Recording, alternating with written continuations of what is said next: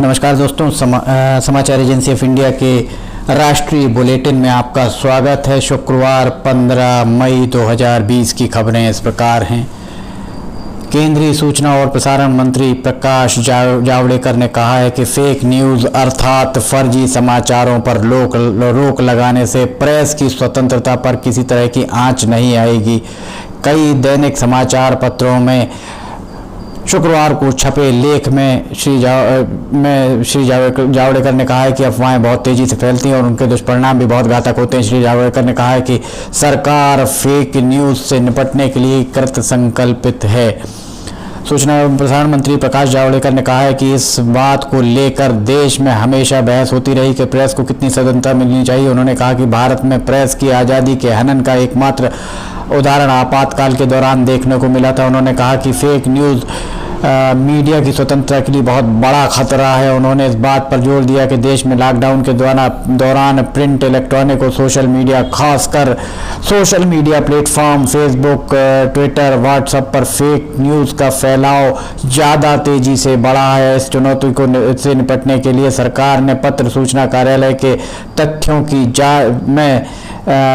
PIB office में तथ्यों की जांच के लिए फैक्ट चेक एकांश का गठन किया है, जो इस तरह की खबरों का तत्काल संज्ञान ले रहा है।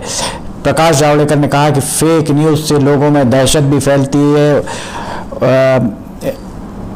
उन्होंने कहा कि भारत जैसे बहुलवादी लोकतांत्रिक ढांचे वाले देश में फेक न्यूज़ फैलाने की आज़ादी नहीं दी जा सकती। भले ही फेक न्यूज़ फैलाने वाले प्रेस की आज़ादी पर हमला होना इसे बताते रहें, पर उन्हें इसकी छूट किसी भी दृष्टिकोण से नहीं दी जा सकती है।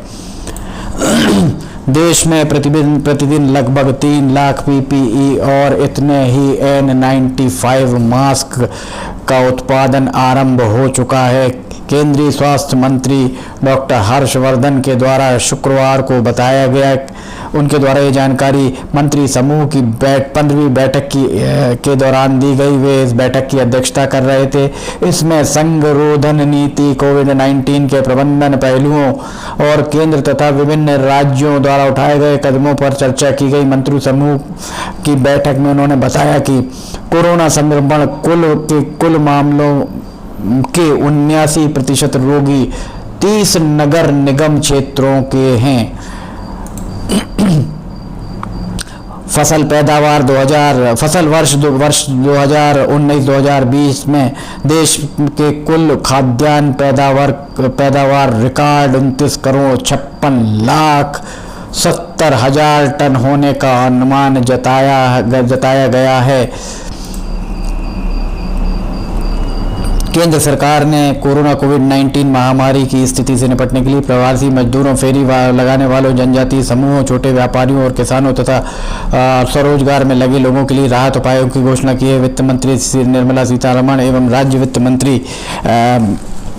मंत्री राज्य अनुराग ठाकुर ने प्रधानमंत्री द्वारा घोषित आत्मनिर्भर भारत अभियान के तहत 20 लाख करोड़ रुपए के आर्थिक पैकेज के बारे में सरकारी उपायों की जानकारी दी थी। वित्त मंत्री निर्मला सीतारमण ने कहा कि एक राष्ट्र एक राशन कार्ड योजना के तहत इससे प्रवासी मजदूर देश के किसी भी स्थान पर राशन ले सकेंगे। विदेश मंत्री डॉक्टर एस जयशंकर ने प्रधानमंत्री नरेंद्र मोदी के दिशा निर्देश में वित्त मंत्री द्वारा घोषित आर्थिक पैकेज का स्वागत किया है। अपने ट्वीट संदेश में उन्होंने कहा कि प्रवासी मजदूरों और कमजोर वर्ग के लोगों की आवास और भोजन संबंधी आवश्यकताओं को पूरा करने के लिए की गई घोषणाओं से इन लोगों का भरोसा बढ़ेगा। श्री जयशंकर ने कहा कि एक राष्ट्र एक राशन कार्ड योजना सही अर्थों में राष्ट्रीय अर्थव्यवस्था की दिशा में उठाया गया कदम है।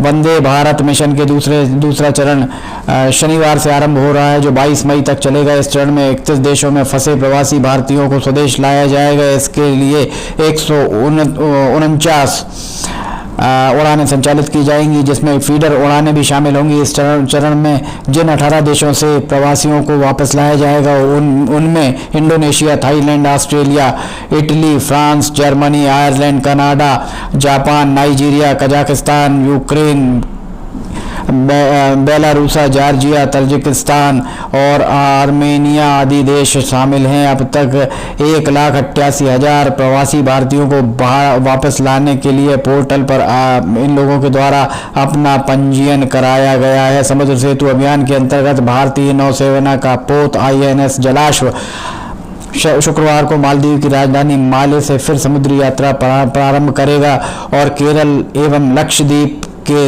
लगभग 700 निवासियों को वापस लेकर आएगा। इससे पहले जलाश्व रविवार को 698 भारतीय नागरिकों को कोच्चि लेकर आया था। एक और पोत INS मगर 202 भारतीयों को लेकर रविवार को कोच्चि पहुंचा था।